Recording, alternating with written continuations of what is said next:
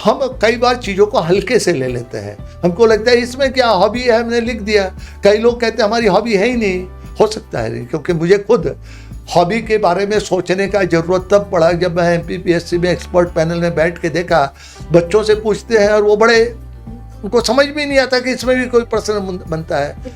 उसके बाद मैंने अध्ययन करके ये जवाब निकाला जो मैं आपके साथ शेयर कर रहा हूँ। अतः अभी समय है, 10 दिन का समय बहुत होता है, आप निश्चित कर ले, आप अपने हॉबी के बारे में किसी से पूछने नहीं है, आप यहाँ हाथ रख कर पूछिए दिल से कि हमें क्या चीज़ पसंद है, गाना बजाना, संगीत, और उस विषय में खाना बनाना हो सकता है, पढ़ना हो सकता है। अगर पढ़ना है तो कोर्स की किताबें नहीं, उससे हट के जो पुस्तकें हैं, कौन सी पुस्तक अभी पढ़ी है आपने। जो बात मैं कहने का प्रयास कर रहा हूँ, आप किसी भी तरह से किसी गलत के साथ खड़े नहीं दिखना चाहिए।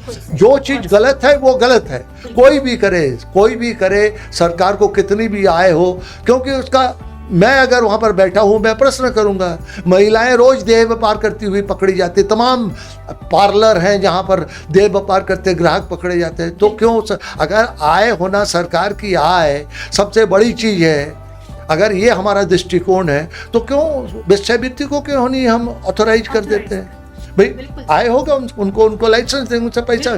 तो जो नीतिगत रूप से आपके दिमाग में होना चाहिए, जो चीज गलत है कोई भी कैंडिडेट किसी भी हालत में उसके साथ खड़ा नहीं दिखना चाहिए। गलत है, गलत चीज गलत है।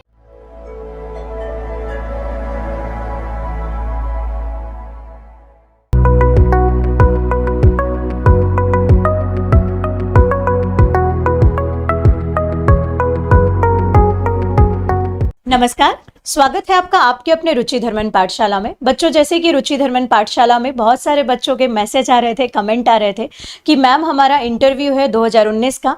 नो डाउट कुछ बच्चे जो अभी तक आप जिनसे मिले हैं वो सेलेक्ट हो चुके हैं 2020 के इंटरव्यू में, लेकिन या 20 के अंतिम रूप से वो पद को प्राप्त कर चुके हैं। 20 में ही आपने DSP के रूप में देखा, मनीष धनकर डिप्टी कलेक्टर के रूप में आपसे मिलने आए, लेकिन आज जो हमारे सामने आए हैं वो है कर्नल मनोज वर्मन सर, जो हमारे यहाँ पर इंटरव्यू बोर्ड के मेंबर भी रह चुके हैं। और मुझे ऐसा लगता है कि मध्य भारत में इनका जो अनुभव है, अगर आप मेरी पर्सनली बात करें तो मैंने खुद सर को इंटरव्यू दिया है, और जिन बच्चों ने मुझसे ये बोला था कि मैम इंटरव्यू की तैयारी करिए, तो मुझे पहला नाम अगर इंटरव्यू की तैयारी के लिए कोई लगता है तो वो है कर्नल मनोज वर्मन सर का, जिनके सानिध्य में इंटरव्यू यहाँ पर, चाहे मध्य प्रदेश लोक सेवा आयोग के आप प्रशासनिक सेवा की बात कर लीजिए, चाहे आप वन सेवा की बात कर लीजिए, चाहे आप SSB की बात कर लीजिए, किसी भी एग्जाम के इंटरव्यू में सर का यहाँ पर सबसे अधिक अनुभव है पूरे मध्य भारत में।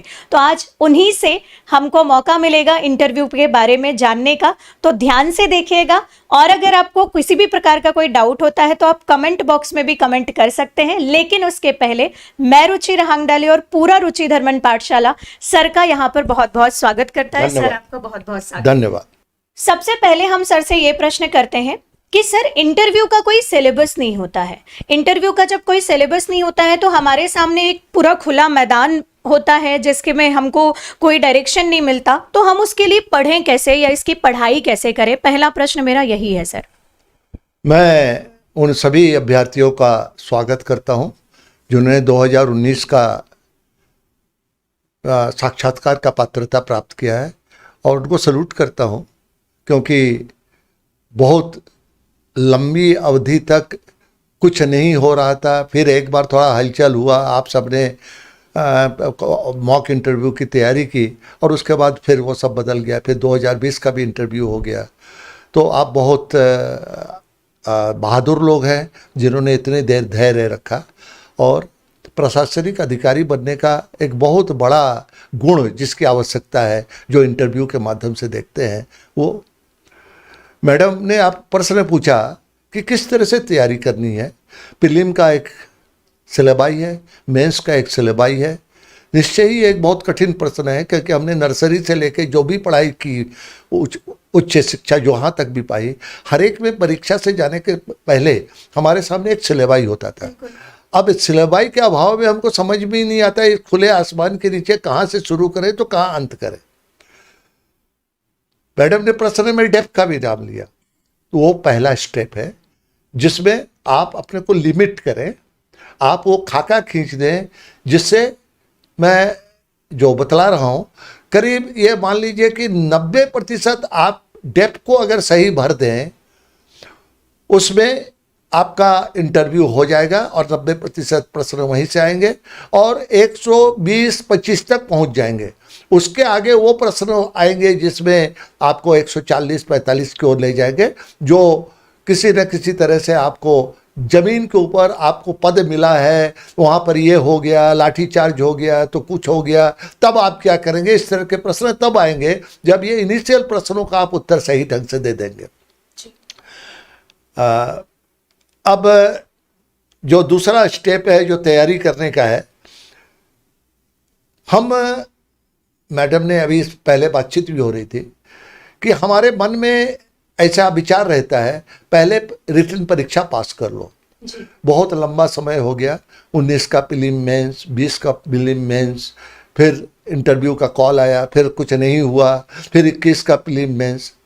मैं कि जो 2022 की भी तैयारी कर रहे हैं उन सबको मिला कि ये कहता हूँ, जिस दिन मैं एक एसेसर के तरह जब सोचता हूँ कि इंटरव्यू की तैयारी उस दिन समझ में शुरू हो जाना चाहिए जिस दिन आप प्रीलिम का फॉर्म भरते हैं। उससे आपके मन में विश्वास जगता है। ये तभी करोगे जब आप व्हेन यू बिलीव कि हम निश्चय ही प्रीलिम और मेंस पास करेंगे।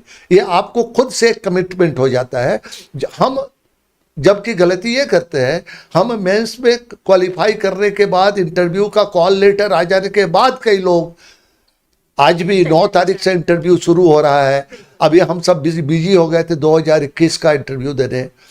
मेरा मैडम ने बतलाया परिचय में बहुत लंबा अनुभव है, मुझे नहीं पता कि कितने अनुभव को लंबा कहते हैं। हाँ, 2013, 14, 15, 16, 17 और 18 और 20 में मैं निरंतर कई बार एज एक्सपर्ट मेंबर आयोग में भी और बाहर में भी, जिससे मेरा अनुभव ये है कि बहुत सारे बड़ी संख्या में ऐसे विद्यार्थी हैं जिनको एक बार साक्षात्कार का अवसर मिला और उसके बाद कई बार वो प्रीलिम भी नहीं पास कर पाए। इसीलिए जो अंग्रेजी में कहावत है, bird in hand is better than many in the Bush, उस बात को ध्यान में रखें। ये एक दिन की तैयारी नहीं है। उस 15-20 मिनट के लिए जो आप 5-6 पेज का डेप भरते हैं, उसमें हर शब्द को भरना, चयन करना और उसके ऊपर आपकी जवाब तैयारी उसी दिन शुरू हो जाना चाहिए। उसी वक्त से आप कहीं ना कहीं किसी योग्य व्यक्ति से जाकर मार्गदर्शन लेना चाहिए, उसमें क्या लिखना है। आप जब डेप भर देते हो, जब सब कुछ हो जाता है, जब जाने वाले हो इंटरव्यू के लिए, तब पूछते हो कि ये हॉबी में क्या डाल दूँ इत्यादि, वो नहीं होना चाहिए। तो तैयारी उसी दिन से आपके इंटरव्यू की होनी चाहिए जिस दिन आप प्रीलिम मेंस की, जिस दिन फॉर्म भरते हो, उस विश्वास से उससे आपका अपने साथ एक कमिटमेंट हो जाता है कि आई विल डू इट। कि मैंने, कब आप इंटरव्यू के बारे में सोचोगे? जब आपको अपने को कम से कम विश्वास दिलाओगे कि मैं प्रीलिम और मेंस पास कर लूंगा। जी, जैसे सर, लेकिन अभी जो बच्चे हैं जिनका मेंस हो चुका है, लेकिन अब मेंस क्लियर है, 9 तारीख से चालू ही हो गए, लेकिन किसी कारणवश अगर उनकी अभी तैयारी नहीं हुई है तो उन्हें किन किन बातों का ध्यान रखना चाहिए, कैसे तैयारी करना चाहिए? अगर क्या कुछ पढ़ना चाहिए अपने जैसे जिले के बारे में या कोई बुक वगैरह, ये सब कुछ पढ़ना चाहिए, प्रेफर करना चाहिए अभी? इस बिंदु का मैं उत्तर अलग अलग भागों में दूंगा।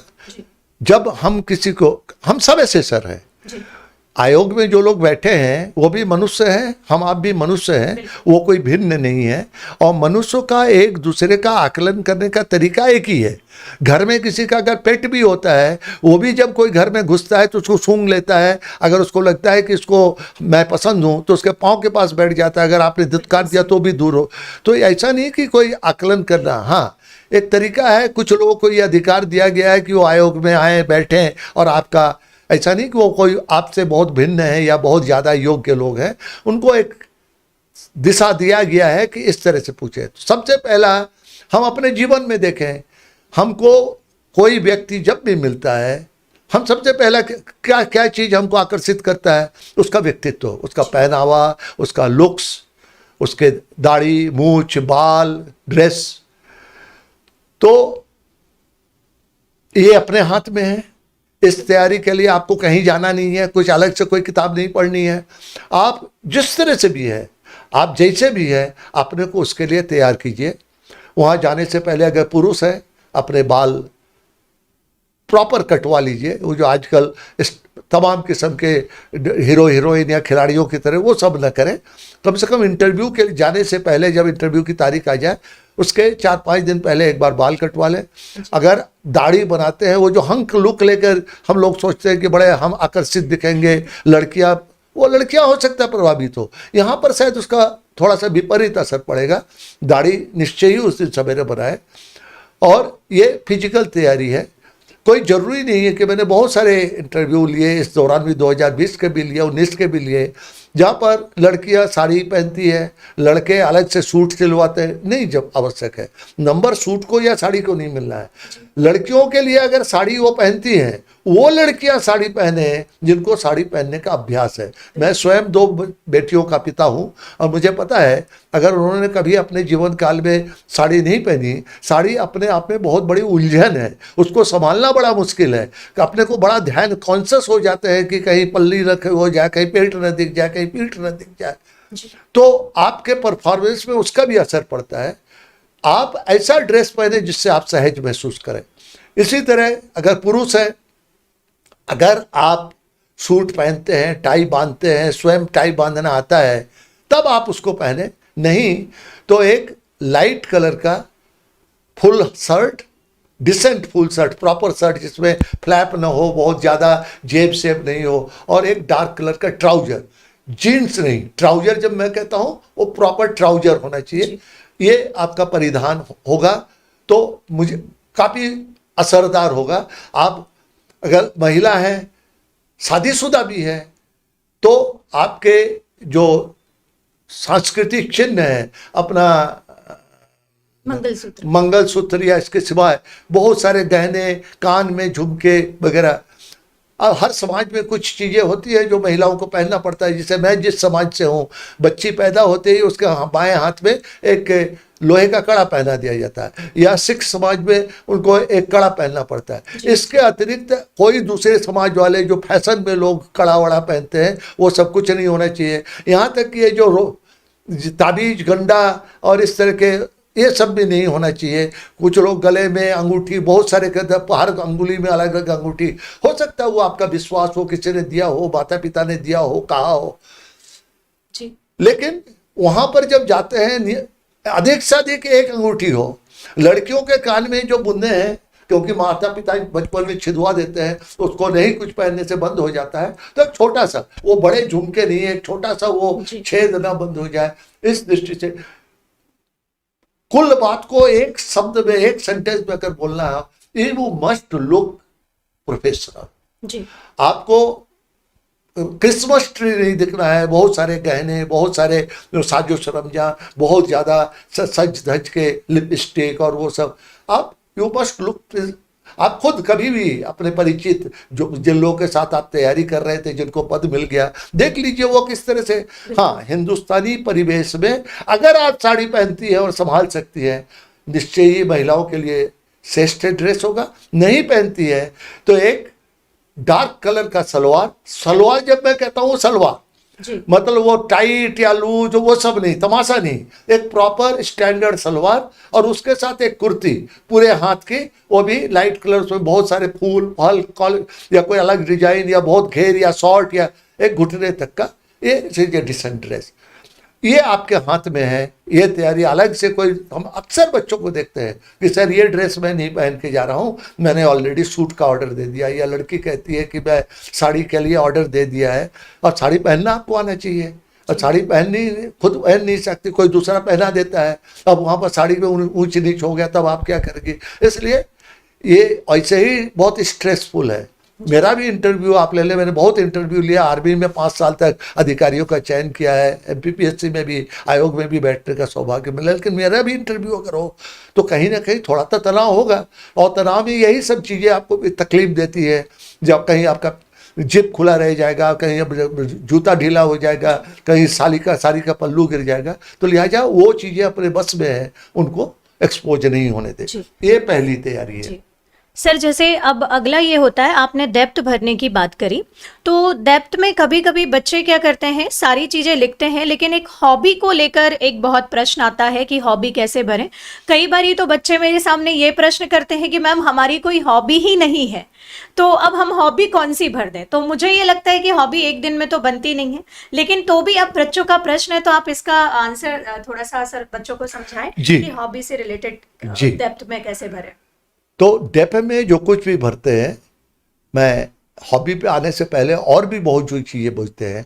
कई बार बच्चों ने राजस्थान पीएससी भी दिया, जी। यूपी पीएससी भी दिया, यूपी पीएससी भी दिया, वो सब हम भर देते हैं। हमको लगता है कि यूपी पीएससी में हमने 2 बार बेंच निकाल दिया या राजस्थान में लिख दिया, उसका हमें नंबर मिलेगा। उसका मैं एज एन एसेसर लगता हूँ, उसका कहीं ना कहीं विपरीत प्रभाव पड़ता है। कई बार प्रश्न ही पूछ लेते हैं, अभी भी आपने इस बार भी आपने यूपीएससी लिखा है क्या? हाँ। अगर आप चयनित हो जाएंगे, ये पद छोड़ के चले जाएंगे क्यों? जिन चीज़ों का कोई परिणाम नहीं है, जो आपका एमपीपीएससी के परीक्षा देने में जिसका कोई योगदान नहीं है, कोई भूमिका नहीं है, उन चीज़ों को आप नहीं लिखें। हम उसमें बीएड भी लिख देते हैं, पीएचडी भी लिख देते हैं, नीट भी लिख देते हैं। तो सवाल है, जो बीएड कर रहा है या नीट कर रहा है, वो किस उद्देश्य से कर रहा है? आप दिमाग में बहुत स्पष्ट होना चाहिए।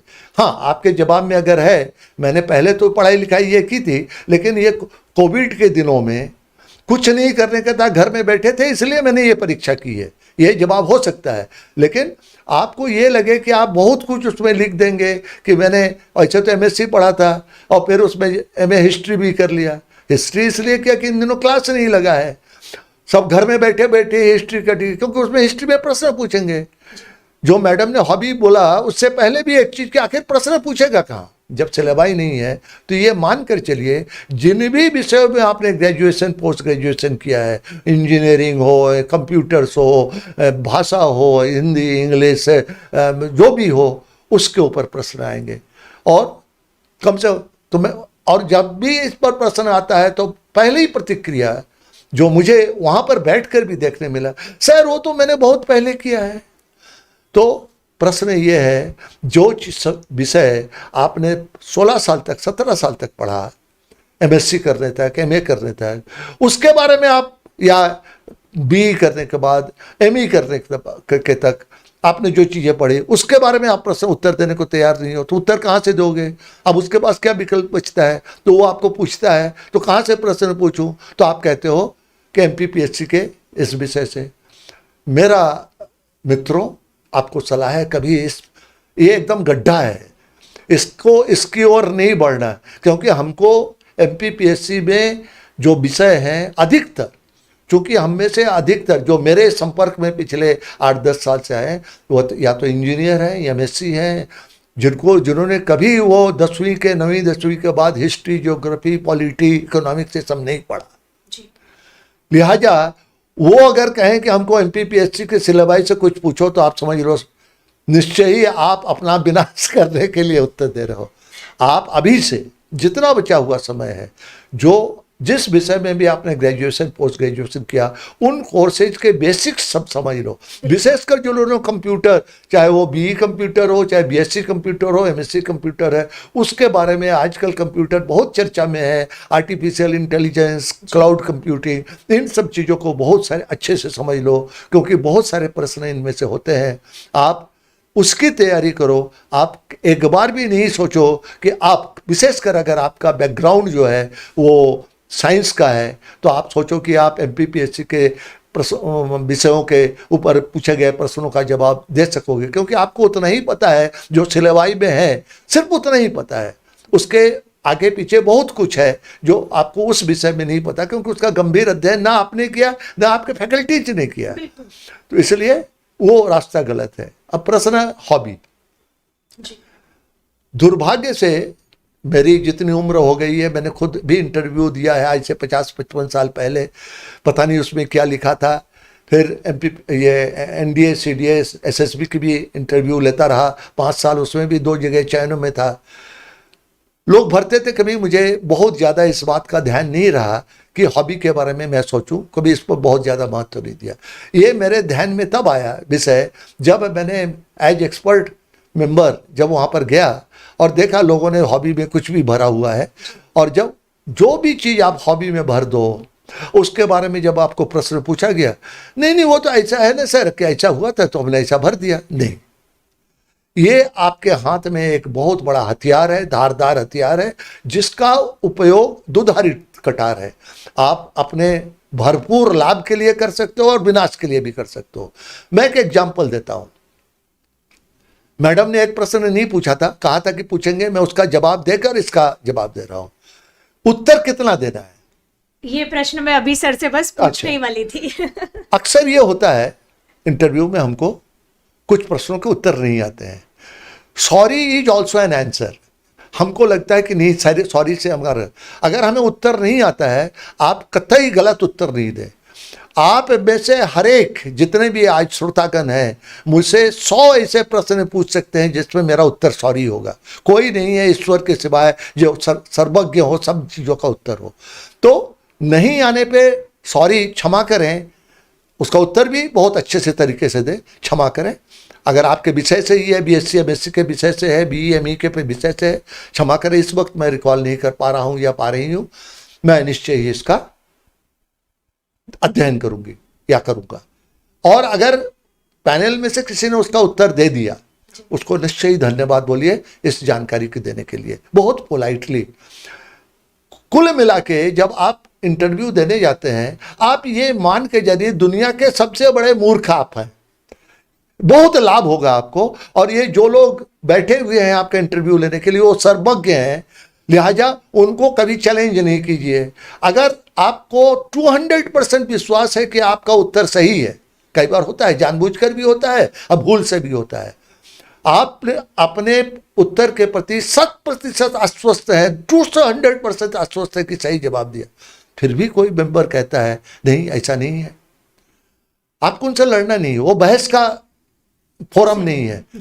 क्षमा करें सर, मैंने जो पढ़ा था या जो मेरी जानकारी है उसमें ये उत्तर है, लेकिन आप कह रहे हैं, मैं निश्चय ही इसकी जानकारी फिर से ठीक करूंगा। वहां किसी भी ऐसी स्थिति में न पहुंचिए जहां पर बात हॉबी की हो रही थी। अब हॉबी में हुआ, आपने लिखा डांस या म्यूजिक, क्या अब आपने बहुत सारे उत्तर के पहले प्रश्नों का उत्तर नहीं दिया। अब आपको डांस में आया और डांस में बहुत आपको रुचि है या म्यूजिक में बहुत रुचि है, और जैसे उसके मुंह से म्यूजिक निकला, आप खटाखट उसमें 2-3 मिनट नहीं, आपके उत्तर से दूसरा प्रश्न निकलेगा, शब्द ब्रह्म। ध्यान रखिए, कम से कम शब्दों का प्रयोग किए। कई लोग कठिन शब्दों का प्रयोग करते हैं, उसको लगता है कि ऐसा शब्द सुनने के बाद उनका प्रभाव बहुत ज्यादा होगा। नहीं, बहुत से आसान शब्दों का प्रयोग कीजिए, कतई कठोर, क्योंकि उस शब्द से दूसरा प्रश्न निकलेगा। अब मैं एक एग्जाम्पल देता हूं, अक्सर मैं ये एग्जाम्पल देता हूं क्योंकि मैं भी सीखता हूं जब इंटरव्यू लेता हूं। मेरे साथ एक न्यू लॉ कॉलेज की तब थी, वो इंटरव्यू में बैठी थी और एक लड़की से प्रश्न पूछा कि आपका हॉबी क्या है। उन्होंने कहा नृत्य। कौन सा नृत्य करते हो? तो उन्होंने सब शुरू कर दिया, नृत्य इतने ऐसे होते हैं, ऐसा होते हैं, ऐसा होता है, ऐसा होता है, मैं ये नृत्य करती हूँ। नहीं, वो सब कुछ बोल देने के बाद उस महिला ने, जो मेरे साथ बैठी थी, मैं उसको चेयर कर रहा था, उन्होंने बोला आपने मेरे 4 प्रश्न छीन लिए। आपको प्रश्न आया कि आपको क्या? तो मैं नृत्य करती हूँ। कौन सा नृत्य करती हूँ? जो भी नृत्य, भारतनाट्यम, कुचिपुड़ी, ओडिसी, जो भी आपको कहना है। नृत्य के कितने प्रकार होते हैं? तो सारे नृत्यों को हम पाश्चात्य और भारतीय 2 विधाओं में बांट सकते हैं। और कोई तरीका है इसको बांटने का? जी, दोनों ही विधाओं को क्लासिकल, फोक और आधुनिक, इनमें बांट सकते हैं। आप कौन सा करते हो? अब 4 प्रश्न सिर्फ एक नृत्य से हुआ। उन्हीं दिनों, जिन दिनों की बात है, उन्हीं दिनों बिरजू महाराज की मृत्यु हुई थी। तो उससे पूछा कि आपने, उन्होंने बात की कि मैं कथक करती हूँ। अब कथक कहाँ से शुरू हुआ? कथक का अर्थ क्या है? आप ये मत सोचिए कि कुछ बोलकर आप उससे निकल जाएंगे। महिलाएं कुछ कोचिंग में सिखाए हुए या कुछ अपने मन से हमेशा लिख देती है भोजन बनाना। बहुत सारे, बड़े संख्या में मैंने महिलाओं को डेफ में हॉबी में भोजन बनाना और लड़के क्रिकेट खेलना। तो पहली चीज़ हम हॉबी एक पूरा क्लास में लेता हूँ, 1 घंटे का लिया जाए इस प्लेटफॉर्म से वो पूरा समझाने का। लेकिन मोटा मोटी हॉबी क्या होता है, हम सबसे योग्य व्यक्ति भी अपने जीवन में कहीं ना कहीं असफलता के सम्मुखीन होते हैं, हर एक व्यक्तिगत जीवन में, चाहे वो पैसे से हो, शारीरिक हो, बीमारी हो, संबंधों में हो, बॉयफ्रेंड गर्लफ्रेंड, ये सबके साथ होता है। और उससे हम असफल होने के बाद मन दुखी हो जाता है। उस दुख से हम किस तरह से निपटते हैं, व्यक्तिगत जीवन के दुखों से। अब जब सरकारी पद आपको मिल जाता है तब सरकारी दुख आ जाते हैं। आप डिप्टी कलेक्टर बन गए, आपके क्षेत्र में बाढ़ आ गई, भूमिकंप हो गया, आगजनी हो गई, कोई मारकाट हो गया, उससे आप पीड़ित होंगे। एक शब्द में इस एम्बिट में, इस लेक्चर के एम्बिट में मैं जो कहना चाहूँगा, हॉबी वो चीज़ है जिसको टेंशन रिडक्शन मैकेनिज्म कह सके। जो आपके मन में जो दुख उत्पन्न होगा उस घटना से, आपके क्षेत्र में हो गया, आपको किसी बड़े अधिकारी को जवाब देना है, पार्लियामेंट में, असेंबली में क्वेश्चंस हो जाते हैं, उन चीज़ों से आपका फ्यूचर, आपका प्रोग्रेस उस घटना से जुड़ा हुआ है, निश्चय ही उससे बहुत ज़्यादा आप टेंशन में आ जाते हैं, तो स्ट्रेस होता है। हॉबी वो चीज़ जो आप स्ट्रेस बस्टर है, जिसको आपसे उस स्ट्रेस से निकलने में मदद कर सकती है। तो निश्चय ही क्रिकेट नहीं हो सकता है। आप वन अधिकारी हैं या आप एसडीएम हैं, आपके क्षेत्र में कोई मारकाट हो गई, किसी मंदिर को लूट लिया, किसी मस्जिद को तोड़ दिया, उस वक्त आप क्रिकेट नहीं खेल सकते हैं, या तब आप खाना भी नहीं बना सकते हैं। तो क्या हो सकता है, something that you can do in the privacy of your privacy. वो लेखन हो सकता है, पठन हो सकता है, संगीत हो सकता है, नृत्य हो सकता है। लेकिन सिर्फ उतना कह देना काफ़ी नहीं है। अक्सर बच्चे, लड़कियां, खासकर लड़के भी संगीत कहते हैं, तो संगीत के भी वही जैसा नृत्य में हुआ, संगीत कितने प्रकार के होते हैं, तो पाश्चात्य और भारतीय, उनके और क्या क्या तो वो हो सकता है। तो उसमें क्लासिकल, फोक और आधुनिक। आप कौन सा म्यूजिक पसंद करती हैं, तो फलानी म्यूजिक। आपके पसंदीदा गायक कौन है, अक्सर आजकल आज के जनरेशन के लोग अक्सर जो आजकल जो लोग गाते हैं उनका नाम ले लेते हैं। इस संगीत को किसने लिखा, इसको किसने लिपिबद्ध किया, इसको किसने लयबद्ध किया, इसको किस सिनेमा, इतने प्रश्न सिर्फ एक संगीत से हो जाएगा। तो आप जो कुछ भी वहां पर लिखते हैं उसके बारे में विस्तृत अध्ययन। नहीं सर वो तो ऐसे ही, तब आप भागते हैं, अपने प्रश्न से भागते हैं। नहीं तो वो तो ऐसे ही जब फुर्सत में रहते हैं तब हम कुछ गाना लगा देते हैं। नहीं, अगर आपने वहाँ हॉबी लिखा है, कारण कोई भी हो, आज तैयारी की दृष्टि से आज से जो भी आपने हॉबी लिखी है वो आपका वाक्य, आपने लिखा पठन, क्या पढ़ना, तो सिलेबाई के लिए, चाहे वो आपने भी इंजीनियरिंग किया उसका सिलेबाई हो, और चाहे आपने एमपीपीएससी पढ़ा उसका सिलेबाई है, वो पढ़ना हॉबी नहीं हो सकता है जी। क्योंकि वो तो मजबूरी है।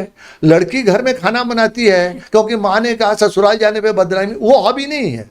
हॉबी तब है, कुछ लोगों को खाना बनाना पसंद होता है, वो जब खाना, अब उसका अगर किसी ने लिखा है तो उसका जवाब जब दें, जिस तरह से संजीव कपूर टीवी में कितनी कटोरी, कितना चम्मच, उसको फ्राई करना है, डीप फ्राई करना है, सैलो फ्राई करना है, कितना तेल, कितने चम्मच, इस तरह से जब आप कहेंगे, नहीं एक मुट्ठी चावल ले लिया, तो आपकी मुट्ठी कितनी बड़ी है, उसमें कितना चावल आएगा, कितना आटा आएगा, कितना पानी डालेंगे, नहीं, ऐसे नहीं। एकदम संजीव कपूर को सुनिए अगर आपको ये लिखना है, और उस बारे में जैसे इंटरनेट से डाउनलोड कीजिए, वो पूछेंगे आपको कौन सा डिश आप सबसे अच्छा बना सकती है। तो अक्सर बच्चे, लड़के जब लिखते हैं तब वो कहते हैं हम मटर पनीर बहुत अच्छा बना लेते हैं, और लड़कियां अक्सर वो क्या कहते हैं उसको, जो राजस्थान और मध्य प्रदेश में बहुत प्रिय है भोजन के रूप में, दाल बाटी दाल बाटी बनाना है, तो वो प्रश्न करेंगे 4 लोग आपके घर में आने वाले हैं, उनके लिए दाल बाटी बनाना है, तो आपको बतलाना होगा कितना एग्जैक्टली कितना 4 लोगों के हिसाब से आप वो लेंगे, या अगर बटर पनीर है तो कितना पनीर लेंगे, उसकी क्वांटिटी, कितने बड़े टुकड़े काटेंगे, क्या उसको डीप फ्राई करेंगे कि शैलो फ्राई करेंगे। हम कई बार चीज़ों को हल्के से ले लेते हैं, हमको लगता है इसमें क्या हॉबी है, हमने लिख दिया। कई लोग कहते हैं हमारी हॉबी है ही नहीं, हो सकता है नहीं, क्योंकि मुझे खुद हॉबी के बारे में सोचने का ज़रूरत तब पड़ा जब मैं MPPSC में एक्सपर्ट पैनल में बैठ के देखा, बच्चों से पूछते हैं और वो बड़े, उनको समझ भी नहीं आता कि इसमें भी कोई प्रश्न बनता है। उसके बाद मैंने अध्ययन करके ये जवाब निकाला जो मैं आपके साथ शेयर कर रहा हूँ। अतः अभी समय है, 10 दिन का समय बहुत होता है, आप निश्चित कर ले, आप अपने हॉबी के बारे में किसी से पूछने नहीं है, आप यहाँ हाथ रख कर पूछिए दिल से कि हमें क्या चीज़ पसंद है, गाना बजाना, संगीत, और उस विषय में खाना बनाना हो सकता है, पढ़ना हो सकता है। अगर पढ़ना है तो कोर्स की किताबें नहीं, उससे हट के जो पुस्तकें हैं, कौन सी पुस्तक अभी पढ़ी आपने। एक चीज़ निश्चय ही, इसके पहले मैं भी भूल जाऊं, आप निश्चय ही प्रतिदिन सारे पैनल डिस्कशन जो, क्योंकि पिछले बार 2020 के जो इंटरव्यू है, पहले सारी विषय मध्य प्रदेश तक सीमित थी, इस बार यूक्रेन के ऊपर भी प्रश्न पूछे गए, रशिया के ऊपर भी प्रश्न पूछे गए, अभी मणिपुर बहुत आग लगी हुई है। तो मैं ये कहूँगा मध्य प्रदेश के बारे में 200% जानकारी होनी चाहिए। मध्य प्रदेश में कितने संभाग हैं, तो 10 तो सब लोग कह देते हैं, अब 10 का नाम बतलाइए, तो आप भूल जाते हैं, क्योंकि कभी आप ग्वालियर कहते हैं, फिर नर्मदापुरम कहते हैं। तो एक तरीका है, आप एक साइड से कहीं से शुरू कीजिए, तो 10 ये पता होना चाहिए कितने जिले हैं, तो 52 जिले हैं, कई बार 53 और 54 भी बोल देते हैं, उनकी घोषणाएं हुई, जिले बने नहीं है। तो मध्य प्रदेश के बारे में आपका स्वयं का जो डिस्ट्रिक्ट है जहां से आप आते हैं, उनके बारे में 500% जानकारी होनी चाहिए। एक एक मंदिर, एक एक नहीं सर वहां तो मैं कभी नहीं, वहां तो मुझे जन्म हुआ, उसके बाद से तो इंदौर में रहे ना, आपका वो गृह नगर है, उसके बारे में अगर नहीं भी आप रहे हैं, संपूर्ण जानकारी होनी चाहिए। वहाँ पर कितने सरकार के प्रोजेक्ट चल रहे हैं, कितने नेशनल पार्क हैं, कितने दूसरे जो प्रकल्प हैं, अवयव हैं, कितने रिजर्व एरिया हैं, वहाँ के फ्लोरा फाउना क्या है, कौन सी लकड़ी है, कौन सी नहीं है, वहाँ के रहने वाले कौन से ट्राइब हैं, और अपने स्वयं के जो भी आपकी जाति है उसके बारे में, उनकी से विशेष जो भी डांस ड्रामा जो भी है, शादी ब्याह से जुड़ा हुआ भगोरिया, ये सब नृत्य के उनका क्या औचित्य है, ये सब के बारे में आपको पूरी जानकारी होनी चाहिए। मध्य प्रदेश के बारे में तो कोई जानकारी होनी नहीं चाहिए, विशेषकर अपने गृह नगर के बारे में। अगर आप, मैं एक एग्जाम्पल दे रहा हूँ, आप धार के हैं, धार में कितने तहसील हैं, सबसे बड़ा तहसील कौन सा है, बाघ क्या है, बाघ में जो गुफाएं हैं वहाँ पर क्या बाघ रहते हैं, क्या उधर नदी क्यों है, बाघ है प्रिंटिंग क्या है, ये भोजशाला का जो विवाद है ये क्या है, आपको वहाँ SDM बना दिया गया, तो आप उस ऐसे में समय में क्या करेंगी जी। या एक परिवार है वहाँ पर बाघ प्रिंटिंग का, वो मुसलमान परिवार है, वो बाघ प्रिंटिंग क्या है, उनको राष्ट्रीय पुरस्कार मिला हुआ, नहीं सर नाम नहीं ध्यान में आ रहा, मैं तो कभी वहाँ गया ही नहीं, गई नहीं। अपने गृह नगर के बारे में हर चीज़ अगर नहीं पता है, अपने दादा दादी पिता माता से जाकर पूछिए, ग्राम प्रधान से पूछिए, उसके बारे में सब आजकल गूगल में मिल जाता है पूरी जानकारी। अपने ज़िले का कलेक्टर कौन है, और एक प्रश्न जो सब इंटरव्यू में पूछा जाता है, आपने कब और क्यों सोचा आपको प्रशासन में जाना है जी। अब तब आपका उत्तर आता है कि वो ज़्यादातर बनावटी उत्तर है, कोचिंग वाले सिखा देते हैं कि सर स्कूल में जब मैं पढ़ता था या पढ़ती थी, एक बार पुरस्कार वितरण के लिए कलेक्टर साहब आए, उनकी जो झांकी देखी, किसी ने दरवाज़ा खोला, उसके बाद बैंड बजा, नहीं वो कौन है, वो कलेक्टर अभी कहाँ है, तो क्योंकि आपने झूठ बोला है, आपको पता ही नहीं है। अगर कोई आपके प्रेरणा स्रोत है तो आपको निश्चय ही पता होना चाहिए वो अब कहाँ है, कैसे, जिससे आपने जीवन की प्रेरणा ली, क्या कर रहे हैं, कैसे कर रहे हैं, कैसी तैयारी की, उनका बैकग्राउंड क्या है। एक और चीज जो पेपर आउट क्वेश्चन है, जिस दिन आप इंटरव्यू में जाते हैं और जिस महीने में जाते हैं, उस दिन के बारे में और उस महीने में जो भी मुख्य दिन है उनके बारे में सब जानकारी होनी चाहिए। आपका जन्म दिवस आज 27 जुलाई है, तो 27 जुलाई को कोई और व्यक्ति, प्रसिद्ध व्यक्ति का जन्म हुआ क्या जी। ये सब गूगल करने से अभी से पता, जो भी आपका जन्म दिवस है और उस माह में और भी आपके अतिरिक्त कोई और कोई घटना, तो 26 जुलाई को कारगिल विजय दिवस है। तो ये जानकारी, ये पेपर आउट क्वेश्चन है और इतना जवाब आप दे देंगे, मैं लिखकर आपको कोई तो नहीं दे सकता हूँ, लेकिन मैं आश्वस्त हूँ जितनी बात मैंने बतलाई, इतना आप अगर कर दे, थोड़ा कॉन्फिडेंस से हिलेंगे आप, आपको बहुत दिक्कत होगी। पहली चीज़, जब आप घुसते हैं, बावजूद इसके कि एक बाहर चपरासी होगा जो आपको जाने को बोलेगा, लेकिन जो क्लास 1 से हमने सीखा है वो परिपाटी आप न छोड़े, मैं आई कम इन सर बोल के ही जाए। और वहाँ जाकर कई बार हम लोग अंग्रेजी में जब संबोधन करते हैं तो बड़ा मुश्किल होता है, घड़ी देखने लगते हैं, गुड मॉर्निंग बोले कि गुड नून बोले, क्योंकि सबको 9:30 बजे बुलाया जाता है, किसी का नंबर 4:30 बजे आएगा। 18 एक बोर्ड में 18 से ज़्यादा एक दिन में नहीं करते हैं, तो हो सकता है आपका नंबर आखिर में है, उसके लिए धैर्य की भी परीक्षा है, आप तैयार रहिए। सबसे अच्छा होगा सभी, और सबको अलग अलग नमस्कार करना है या सैल्यूटेशन की ज़रूरत नहीं है। बोर्ड के सभी को मेरा प्रणाम या नमस्कार जो भी कहे, ये इसमें फिर घड़ी देखने की जरूरत नहीं है, अपनी भाषा में सबसे आसान ये है। प्रश्नों का उत्तर जिस भाषा, जी, जैसे ये होता है कि आपने भाषा से बोला तो मुझे याद आया, कई बार ये बच्चों के सामने ये प्रश्न रहता है कि हम किस भाषा में उत्तर दें। आप बहुत अच्छा बता रहे हैं कि ऐसा उत्तर दें, लेकिन वो प्रश्न मेरे दिमाग में इसलिए आया, बच्चे भी बोलते हैं, इंग्लिश मीडियम के बच्चे विशेषकर, नो डाउट पूरा मेंस इंग्लिश में दिया है, लेकिन इसके बावजूद उनके सामने प्रश्न ये बोलता है रहता है कि मैम हम बहुत ज़्यादा फ्लुएंट नहीं है इंग्लिश में, और कई बच्चे हैं जो बहुत ही ज़्यादा फ्लुएंट है इंग्लिश में, तो वो थॉरोली इंग्लिश में इंटरव्यू दे रहे हैं। तो मध्य प्रदेश लोक सेवा आयोग का इंटरव्यू के लिए भाषा का चयन कैसा होना चाहिए? देखिए, मैं ये कहूँगा, जैसे अगर आपके विषय से प्रश्न पूछा, जी, आपने बीई किया है, कोई कंप्यूटर है, कुछ उसके बाद लैंग्वेज, उसका जवाब अगर अंग्रेजी में पूछा है तो होंगे। पहली चीज़, जिस भाषा में प्रश्न पूछा जाए उत्तर उसी भाषा में, ज़्यादातर प्रश्न आपको हिंदी में पूछे जाएंगे। दूसरा, आपने कुछ भी पढ़ा हो, आपका कोई भी मीडियम, वहाँ जाकर कहते हैं, जब आप अंग्रेजी में जवाब देने लगते हो तो उनको पूछते हैं आपको हिंदी नहीं सर मेरा इंग्लिश मीडियम था। ध्यान रहे कि जब हमको पद मिल जाएगा, हम चयनित हो जाएंगे, हम जिन लोगों से संवाद करने वाले हैं वो अंग्रेज हैं क्या? हमको संवाद करना है कोई मालवी बोलने वाला, कोई निमाड़ी बोलने, जिनको हिंदी भी अच्छे से नहीं आती है। और आपकी जानकारी के लिए IAS IPS को जब कार्डर मिलता है, उनको 6 महीने के अंदर जिस प्रदेश में उनको पदस्थ किया जाता है उस प्रदेश की भाषा आ जानी चाहिए, क्योंकि जो आपके दरबार में आएगा वो आपसे अपनी भाषा में सवाल करेगा। आप तमिलनाडु में गए हो तमिल में बात करेगा, कनाडा में कर्नाटका में गए हो कन्नड़ में सवाल पूछेगा। इसी तरह फौज में अगर इन्फेंट्री आर्टिलरी में आपका चयन हुआ तो आपको 6 महीने के अंदर उस लोगों की भाषा सीखनी पड़ेगी, पास करना पड़ेगा, ये कंपलसरी है।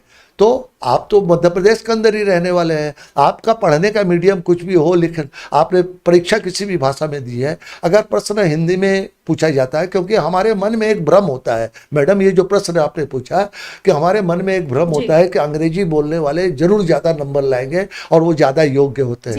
ये चीज होता है, ये सत्य नहीं है। कई बार आपको 1-2 बार बतलाने के बाद भी कि भाई हिंदी में प्रश्न पूछा गया तो हिंदी में ही जवाब दीजिए, फिर भी आपको लगता है कि अंग्रेजी बोलने से आपका बड़ा रुतबा हो जाएगा, आपको नुकसान होता है। लिहाजा हाँ, उन शब्दों का प्रयोग कीजिए। जब हम लोग हिंदी बोलते हैं तो कई बार अंग्रेजी के शब्दों का प्रयोग करते हैं, इसी तरह अंग्रेजी का भी जब बोलते हैं कुछ हिंदी के शब्दों का। सिर्फ विषय जो टेक्निकल विषय है, जिसका अगर उन्होंने कोई डेफिनेशन पूछ दिया या कुछ ऐसा है कि इलेक्ट्रॉनिक और इलेक्ट्रिसिटी में क्या फ़र्क है, ऐसी चीज़ों में शायद उसका डेफिनेशन अंग्रेजी में दे तो चलेगा, लेकिन आम जो भी प्रश्न है उनके उत्तर आप हिंदी में दें, ये उचित होगा, और खासकर तब जब आपको प्रश्न हिंदी में पूछा गया। जी सर, बिल्कुल। सर एक चीज और, इस पूरे में आपने जैसे बहुत अच्छे से समझाया कि इस टाइप के प्रश्न आ रहे हैं, ये आ रहे हैं, लेकिन कई बार बच्चों का ये रहता है कि मैम किस मुद्दे पर ज्यादा प्रश्न आते हैं, करंट अफेयर पे पूछ रहे हैं या फिर ये प्रश्न पर्सन टू पर्सन वेरिएट करते हैं? देखिए, इसका जैसा आपने शुरू में पूछा, इसका कोई सिलेबाई नहीं होता है, तो जब सिलेबाई नहीं होता कहाँ से प्रश्न आएगा नहीं पता। लिहाजा ये आप पर है कि आप कितने योग्य हैं, सक्षम हैं, कहाँ पर उसको बांध के रखें। आप कोई एक दो, खासकर आपके जो विषय जिसमें आपने ग्रेजुएशन पोस्ट ग्रेजुएशन किया और जो हॉबी है, ये दोनों क्षेत्र इतना कर लीजिए कि अगर आप अच्छा यहाँ पर करने लगेंगे तो आपको 15 मिनट उसी में बीत जाएंगे, आपको आगे कहीं कुछ पूछना ही नहीं पड़ेगा। और नहीं आता है तो वही जो मैंने शुरू में कहा, sorry is also an answer. अगर आपको लगता है कि आपको आता है 50-50 जैसा है, तो उस सिलसिले में आप आज्ञा ले लें कि मैं श्योर नहीं हूँ, लेकिन अनुमान लगाने की अगर अनुमति आप दें, तो अगर उससे आपको गलती भी हो जाएगी, लेकिन आप आज्ञा भी नहीं लेते हैं, आप कोई उत्तर देते हैं जिसके बारे में आप श्योर नहीं है, निश्चय ही आपके विरुद्ध जाएगा। तो ऐसा प्रयास न करें। नहीं आना कोई अक्षम्य अपराध नहीं है, लेकिन सबसे ज़्यादा प्रश्न कहाँ से आएगा इसका कोई उत्तर नहीं है। कहीं एक जगह, क्योंकि मैंने बताया आपके उत्तर से ही अगला प्रश्न आ जाएगा। शब्दों का चयन कीजिए, कोई भारी भारी शब्दों का प्रयोग नहीं कीजिए, जिन शब्दों का आप स्वयं अर्थ के बारे में बहुत स्पष्ट नहीं है, ऐसे शब्द हम कई बार प्रयोग कर देते हैं ये सोचकर कि इसका अच्छा प्रभाव पड़ेगा। अब उस शब्द के ही पीछे पड़ गए, आपका सारा इंटरव्यू उसी से एक शब्द पर ही हो गया और आप मुख मलिन करके बाहर निकल के आ जाएंगे, तो वो नहीं होना चाहिए। मतलब हम ये कह दें कि जब इसका कोई सिलेबस नहीं है बच्चों, तो आपका प्रश्न कहाँ से सबसे ज्यादा आता है ये आप निर्धारित नहीं कर सकते। आपसे क्या प्रश्न पूछ रहा है ये आपका डेप्थ या आपका आंसर ही बताएगा। सही कह रही हूँ सर? आपके उत्तर से अगला प्रश्न होगा। इसलिए विशेषकर ऐसे प्रश्न जिनके उत्तर के बारे में आप श्योर हैं, उनके उत्तर दें, उतना दें जितना पूछा गया है। जैसा मैंने एक एग्जाम्पल दिया था डांस का, उन्होंने पूछा कि डांस कितने फॉर्म में होता है, पूरा डांस, डांसर सबके बारे में बतला दिया। तो वो सारे प्रश्न जो हो सकते थे, जी मुझे फोक डांस पसंद है या मॉडर्न डांस पसंद है, और कितने प्रकार के डांस होते हैं, कौन से डांसर आपके सबसे फेवरेट, इतने प्रश्न हो सकते हैं। अगर अच्छी तरह से आपने कौन सा घराना, कहाँ से, मैं तो एक प्रश्न कई बार पूछता रहा वहाँ पर एक के भी आगे भी डांस के बारे में, चूंकि बात सुने, जितने भी क्लासिकल भारतीय डांस पद्धति है उनका जन्म कहाँ हुआ है। अच्छा। तो प्रश्न बड़ा अजीब लगता है, लेकिन अगर आप खुद ध्यान दें थोड़ा सा भी, ये CBSE के 6th-7th में भारत के अलग अलग प्रदेशों के डांस का एक उल्लेख है। और आप देखें, चाहे भारतनाट्यम हो, कुचिपुड़ी हो, कथकली हो, ओडिसी हो, ये सब डांस फॉर्म जो है इनका जन्म मंदिरों से हुआ है। क्योंकि मंदिरों में जब पूजा आरती होती थी तब उनको डांस, इवन जो हम लोग गरबा करते हैं, गरबा डांस नहीं है, ये एक माता को नवरात्रि में पूजा का फॉर्म है, हमने उसको डांस बना दिया और लारे लप्पा कर दिया। लेकिन तो उत्तर में आप जितना जानते हैं कुछ बने, खासकर उन प्रश्नों में जिसमें आप श्योर हैं, आपको उत्तर ज्ञान पूरा है। अपने विषय में भी कोई एक विषय है जिसको बहुत अच्छे से तैयारी अपने ग्रेजुएशन पहुंचे। एक चीज मैडम ने नहीं पूछी है, मेरे ध्यान में आया, मैंने इसका जवाब ढूंढा और 2018 के इंटरव्यू में कुछ मेरे पास 8 MBBS डॉक्टर, मुझे अवसर मिला था उनसे इंटरेक्ट करने का, और 2 डेंटिस्ट जो MPPSC, जिनमें से जो MBBS थे वो कई सालों से कर रहे थे, और उसमें से कुछ लोग ऐसे भी थे जो ऑलरेडी स्वास्थ्य विभाग में काम कर रहे थे। तो उनसे प्रश्न पूछा गया, आप तो स्वास्थ्य विभाग में हैं, आपको कितना पे मिलती है? करीब 80,000 पे मिलती थी, कई साल नौकरी कर चुके थे। तो आप अगर डिप्टी कलेक्टर बन जाएंगे तो भी आपको तो 60,000 से कम ही मिलेंगे, तो आप क्यों यहाँ आना चाहते हैं? मतलब उस प्रश्न के अंदर एक छुपा हुआ भाव है कि आप यहाँ करप्शन के लिए तो नहीं आ रहे हैं। बिल्कुल। तो बहुत सोचा, उस 8 में से 7 सिलेक्ट हो गए, वो मेरे जो साल, और दोनों जो डेंटिस्ट थे उन दोनों को भी सिलेक्ट हो गए। बहुत कठिनाई होती है, इस बात का मैंने आपसे डिस्कस नहीं किया है, बहुत कठिन होता है उन लोगों के लिए जिन्होंने BSc MSc BSc तक किया, BA किया, BE किया। तो आपका जवाब है कि ग्रेजुएशन होना जरूरी था और इसलिए हमने BE कर लिया, सही एडमिशन मिल गया वगैरह, यहाँ तक ठीक है। अब आपने ME कर लिया, आपने भी MSc बायोटेक्नोलॉजी कर लिया, जी MSc बायोकेमिस्ट्री कर लिया, जो बहुत स्पेशलाइज्ड पढ़ाई है, जी। जो एक विशेष लाइन है। जी क्या जवाब होगा? अगर तार्किक रूप से देखें तो कोई जवाब नहीं है। जी MBBS कर लिया, बहुत कठिन है MBBS करना।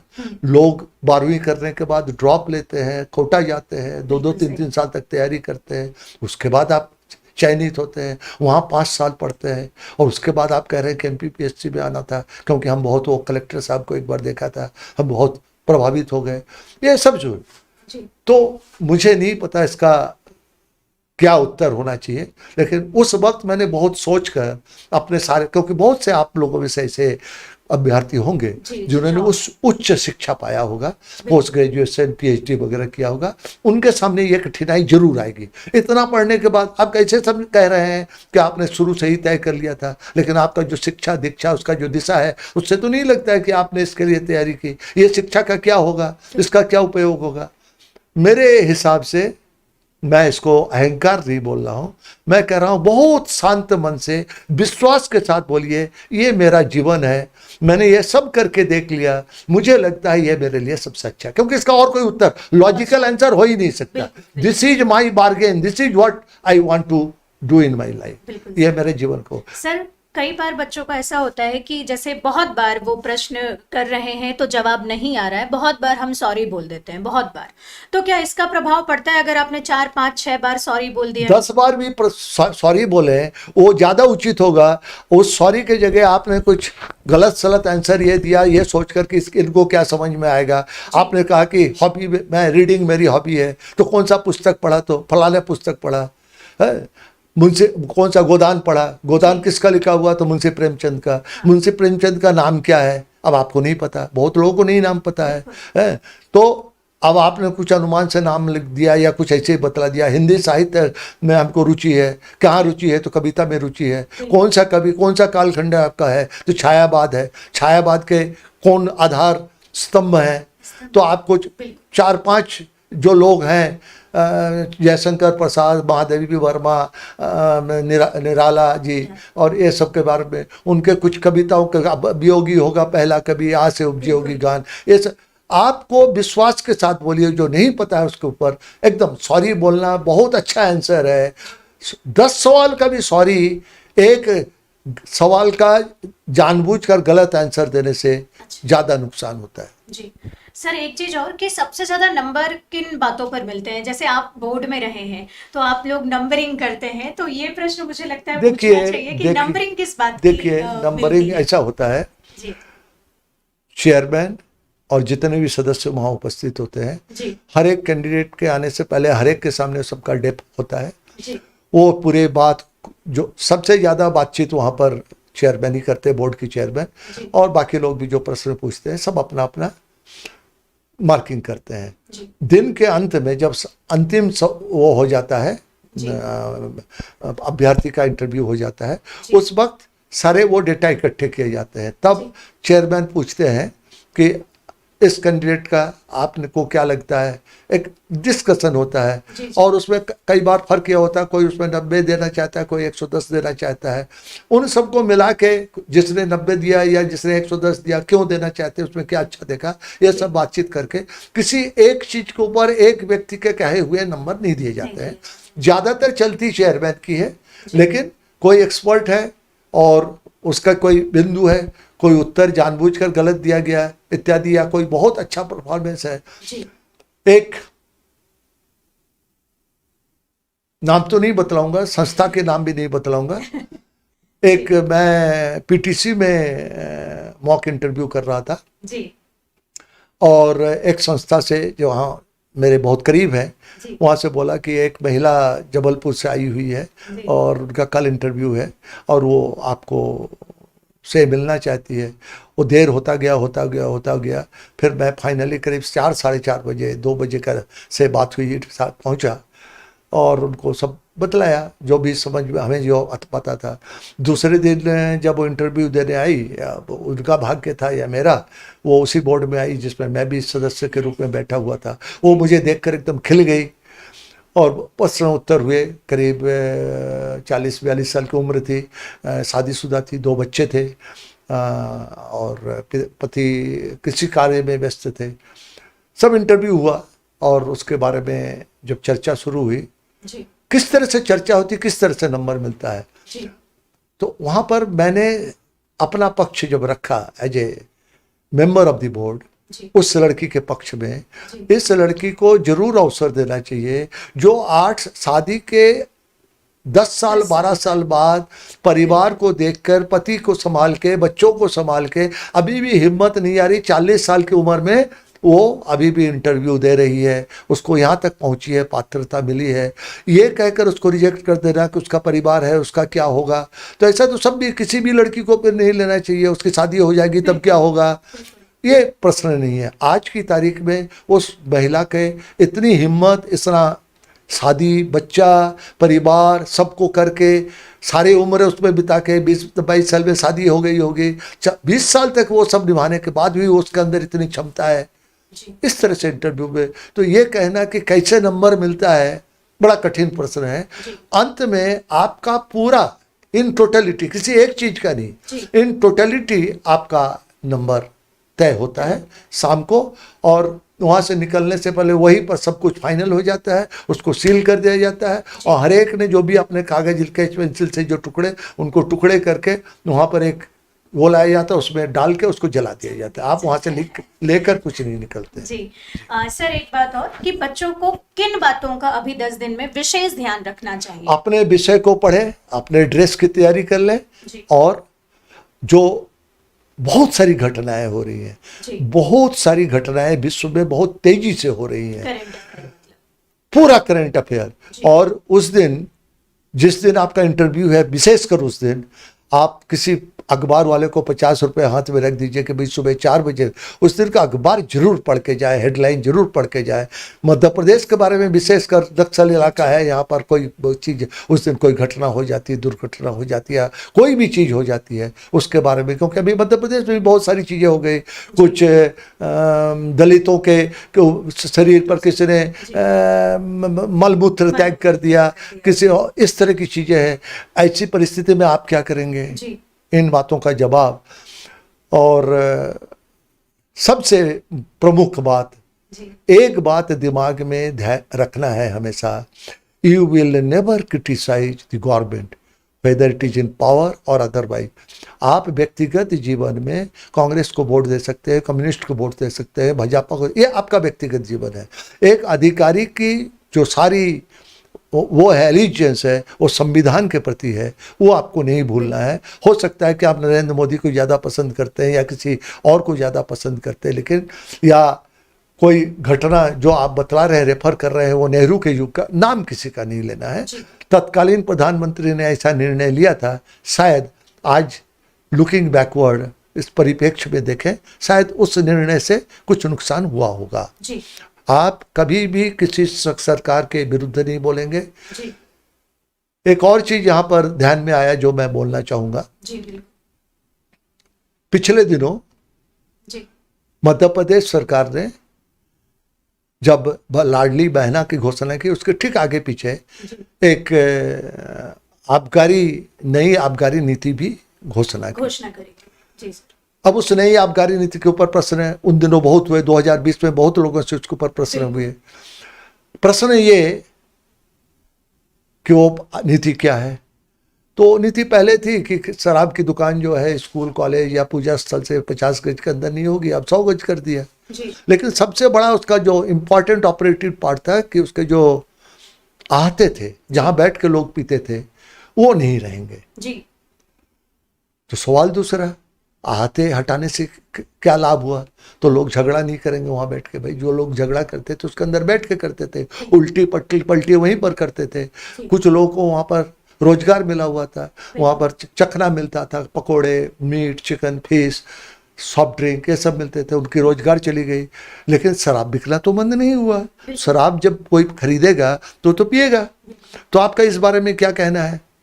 नहीं सर, वो घर जाके पिएगा। क्या घर जाके ही पिएगा? कौन लोग वहां बैठ के पीते हैं? ज्यादातर दिहाड़ी के मजदूर जिनकी कमाई कम है, जो इतना जिनके घर में, जिनको पता है कि इतना हमने नहीं कमाया है कि घर में ले जाएंगे सबका पेट भरेगा, वो आधा पैसा दारू पी के जाता है। घर में अगर जाके दारू पिएगा तो बीवी मारेगी, वो और कलह होगा, तो घर में नहीं पिएगा तो कहाँ पिएगा, अपनी गाड़ी के ऊपर बैठ के पिएगा। तो जो बात हम कह रहे हैं कि लॉ एंड ऑर्डर प्रॉब्लम कम हो जाएगा, तो नहीं होगा। वो लड़कियों को छेड़ेगा नशे में, पलटी कर देगा, झगड़ा करेगा, गाली गलौज करेगा। हो सकता है कि वो आप जैनी है, आपके दरवाजे में बैठ के पिए और वहाँ पर मीट के हड्डी छोड़ के जाए, तो क्या कहना है। तो ज़्यादातर लोग इस तरह का जवाब देते हैं कि शराबबंदी तो नहीं हो सकती है, क्योंकि शराबबंदी से, शराब से सरकार को सबसे ज़्यादा आय होता है। तो प्रश्न कि गुजरात तो जिस दिन से जन्म हुआ है उस दिन से ड्राई स्टेट है, वहाँ तो शराब नहीं बिकती है। आज इस देश का नंबर 1 स्टेट है। शराब के आय से राज्य उन्नत होगा, ये तर्क तो गलत है। गुजरात बिना शराब बेचे हुए आज देश का नंबर 1 है। तो शराब, जो बात मैं कहने का प्रयास कर रहा हूं, आप किसी भी तरह से किसी गलत के साथ खड़े नहीं दिखना चाहिए। जो चीज गलत है वो गलत है, कोई भी करे, सरकार को कितनी भी आय हो, क्योंकि उसका, मैं अगर वहां पर बैठा हूं, मैं प्रश्न करूंगा। महिलाएं रोज देह व्यापार करती हुई पकड़ी जाती, तमाम पार्लर हैं जहां पर देह व्यापार करते ग्राहक पकड़े जाते हैं। तो क्यों, अगर आय होना, सरकार की आय सबसे बड़ी चीज है, अगर ये हमारा दृष्टिकोण है, तो क्यों वेश्यावृत्ति को क्यों नहीं हम ऑथोराइज कर देते हैं। भाई आय होगा, उनको लाइसेंस देंगे, उनसे पैसा। तो जो नीतिगत रूप से आपके दिमाग में होना चाहिए, जो चीज गलत है, कोई भी कैंडिडेट किसी भी हालत में उसके साथ खड़ा नहीं दिखना चाहिए। गलत है, गलत चीज गलत है। बहुत ही शानदार। मतलब आप सोच रहे हैं कि मतलब आपको पहली बात तो जो इंटरव्यू की कलाएं सीखने मिल रही है, आप इधर उधर जाए, या आपने जो मुझसे बोला था, या हम लोग जो होते हैं, या हमारे एज के जितने टीचर हैं, अगर आप ये सोच रहे हैं कि वो गाइड कर देंगे, नो डाउट हम लोग भी गाइड करेंगे। लेकिन इंटरव्यू के लिए मुझे ये लगता है कि अनुभव चाहिए, और आपके पास उतना अनुभव जो होगा वो एक बोलना चाहिए, मुझे लगता है एक एज के साथ ही आता है, जो हमारे पास अभी कमी है, और उस कमी को पूरा करा है कर्नल मनोज वर्मन सर ने। अंतिम में बस मैं इतना ही बोलना चाहूंगी कि सर, जो बच्चे अभी प्रीलिम्स और मेंस की तैयारी कर रहे हैं, आप उनके लिए क्या कहना चाहेंगे? जो विषय की तैयारी है, आप स्वयं फैकल्टी हैं, बहुत सारे हैं, वो जो विषय हैं वो हैं, क्योंकि विशेषकर उन लोगों के लिए जिन्होंने 2019 या उसके पहले की परीक्षा दी है, अभी सिलेबस में 20-21 में बहुत परिवर्तन हुआ है, तो वो चेंज होना सबसे, उसमें जो तैयारी है, विषय जैसा पढ़ा है हमने शुरू से स्कूल कॉलेजों में, जिस तरह से पढ़ाई की, वो तैयारी है, विषय को समझना रखना। लेकिन उससे भी ज़रूरी है आंसर राइटिंग। बहुत सारी जगह है जहाँ पर आंसर राइटिंग होती है, वो परीक्षा, क्योंकि कई बार हम लोग को जो पढ़ाई लिखाई हुई है, अभी तो हो गया है, जब CBSE की पढ़ाई, उसमें 11th 12th पे भी, साइंस में भी, आर्ट्स में भी 1 नंबर का प्रश्न, 2 नंबर का प्रश्न, 5 नंबर का प्रश्न, 10 नंबर का, वही पैटर्न है। अगर आपको कोई ऐसे लिखना है जिसका नंबर 10 नंबर है, तो उसमें आप अगर 10 पेज लिख देंगे तो आपका समय, क्योंकि ये सारा चीज़ तो जिस प्रश्न का जितना आंसर होना चाहिए, मैं एक उदाहरण ही दे देता हूँ, शायद ये बहुत ज़्यादातर लोग साइंस के हैं, इसलिए एक प्रश्न 10th में बोर्ड में आता है, water is a universal solvent. ये 1 नंबर का भी प्रश्न हो सकता है, 5 नंबर का भी प्रश्न हो सकता है। अगर 1 नंबर का प्रश्न होगा, उसका उत्तर शायद सिर्फ इतना होगा, because of its polar nature. अगर वो 5 नंबर का प्रश्न हो जाएगा, उसमें ड्राइंग बनाना पड़ेगा कि किस पोलर नेचर है क्या, कैसे ऑक्सीजन और हाइड्रोजन अलग हो जाते हैं, और उसके कारण वो हर चीज को घोल सकते, सबसे घुलनशील है। ये बात ध्यान में रखना है कि जिस प्रश्न का जितना उत्तर बनता है, उसका उतना ही उत्तर दीजिए। साथियों, मैं आपके लिए ईश्वर से प्रार्थना करूंगा कि आप अच्छे से तैयारी करें। मैं मैडम के इंस्टीट्यूट में या इसके पास में ही हमारा फोर्स एकेडमी है, वहाँ पर इसी सैटरडे से हम मॉक इंटरव्यू भी कर रहे हैं। जब जिसको भी अवसर मिले, इंदौर में होते हैं तो नियमित होते हैं, मैडम से भी संपर्क करेंगे तो वो बतला देंगे। और एक बार जाने से पहले जरूर कहीं ना कहीं मॉक इंटरव्यू कर दीजिए। ध्यान ये सिर्फ रखना है मॉक इंटरव्यू में जहाँ पर भी आप जाए, कहाँ जाएंगे ये मैं नहीं कह रहा हूँ कि मेरे पास जो विशेष बात ध्यान रखने का है, मेरे इस लंबे जर्नी में मैंने कुछ ऐसे लोगों को देखा जो जब इंटरव्यू करते हैं तब आपको गलत प्रश्न होने पे या आपको दबाव डालते हैं, अरे तुमको ये भी नहीं पता, मैंने तो इतना पढ़ा हुआ है। मेरा व्यक्तिगत दृष्टिकोण है, इंटरव्यू वो अवसर है जब आप कैंडिडेट को, मॉक इंटरव्यू, जब कैंडिडेट के अंदर से उसका बेस्ट निकाल के उसका जो लेवल है उस लेवल का सबसे ऊपर जो संभव है वहाँ पहुँचा दें। मेरे पास कोई ऐसा गुण नहीं कि मैं आपको 160-70 नंबर लाने का कोई रास्ता बतला दूँ। हाँ, अगर आज आपके 90-100 के नंबर की तैयारी है, निश्चय ही मैं आपको इतना कॉन्फिडेंट बना दूंगा कि आप परफॉर्म करेंगे। कॉन्फिडेंस एक वो चीज़ है जो इंटरव्यू देखता है कि ये कल को अधिकारी बन जाने के बाद अगर इसके अंदर कॉन्फिडेंस ही नहीं है तो कैसे तो ये कैसे समस्या बिल्कुल। सर से बस मैं ये बोलना चाहूँगी कि सर अगर कोई बच्चा आपसे पर्सनली या आपको ऐसा लग रहा है कि सर से मिलना चाहते हैं तो सर वो आपसे क्या इंटरव्यू की तैयारी कर सकता है अभी? जी कर सकता है। आपके पास मेरा संपर्क सूत्र है जी। और स्थान भी आपको पता है। ऐसे भी मैं प्रतिदिन वहाँ पर 9 बजे से 12 बजे तक तो निश्चय ही रहता हूँ, 1 बजे तक जी। और ज़रूरत पड़ने में हमेशा उसके बाहर भी रहता हूँ। आज भी इस वक्त 6:30 बज रहे हैं। तो इस काम में मैं कभी पीछे नहीं रहता हूँ, इसलिए कि ईश्वर ने मुझे क्यों चुना मुझे नहीं पता, लेकिन बहुत योग्य या ब्राइट स्टूडेंट नहीं होते हुए भी जीवन ने इतना अवसर दिया है। सच वास्तव में बैठ के योग्य अधिकारियों को चुनने का मुझे अवसर मिला, MPPSC में भी, NDA CDS में भी, और एकेडमी में रहते हुए जो भारत के प्रथम CDS जनरल बिपिन रावत, वो मेरे फर्स्ट बैच के कैडेट थे। मुझे वो सौभाग्य प्राप्त हुआ, तो मैं समझता हूँ कि ईश्वर की ये मेरे ऊपर असीम कृपा रही। तो कभी मैं किसी कैंडिडेट को निराश नहीं करता हूँ। हाँ, थोड़ा सा अपना और उनके बीच में समय का समन्वय करने से मैं निश्चय ही मार्गदर्शन दूंगा। जी, अगर आपको भी ऐसा लग रहा है कि आप सर से इंटरव्यू लेना चाह रहे हैं या किसी भी प्रकार की समस्या है तो आप मुझे कमेंट बॉक्स में कमेंट करिए। मैं अगर आपको लग रहा है कि सर के साथ आपको लाइव सेशन करना है या आप ऑफलाइन आकर पर्सनली सर से इंटरव्यू से रिलेटेड कोई बात करना चाह रहे हैं, आपको समस्या का समाधान करना चाह रहे हैं आप, तो प्लीज़ मुझे आप कमेंट बॉक्स में कमेंट करके बताइए बच्चों आप क्या चाह रहे हैं। और एक मैं यहाँ पर रेफरेंस नंबर दे दूंगी या आप मेरे नंबर पे भी कांटेक्ट कर सकते हैं कि आप सर से आप कहाँ मिल सकते हैं, कौन सा समय, तो आप मुझे कॉल करके बता दीजिए। और जो बच्चे बाहर हैं उन बच्चों के लिए अगर आपको ऐसा लग रहा है लाइव सेशन चाहिए तो आप हमें वो भी बता दीजिए। मैं कोशिश करूंगी सर से लाइव सेशन या सर के समय को थोड़ा सा मैनेज करके आपके लिए लाइव सेशन लाने का। और जो बच्चे इंदौर आ सकते हैं और अगर सर से मिलना चाहते हैं तो आप मिल सकते हैं। सर बहुत बहुत धन्यवाद। हमारा ये भाग्य है सर कि हम सर से पढ़ पाए, सर के सानिध्य में आपके लिए इंटरव्यू लेकर आ पाए। और पूरे रुचि धर्मन पाठशाला की ओर से सर आपको बहुत बहुत धन्यवाद कि आप यहाँ पर आए और अपने अमूल्य समय को दिया। धन्यवाद। और सभी कैंडिडेट का कल्याण करें, ये मेरी प्रार्थना है। Thank you so much.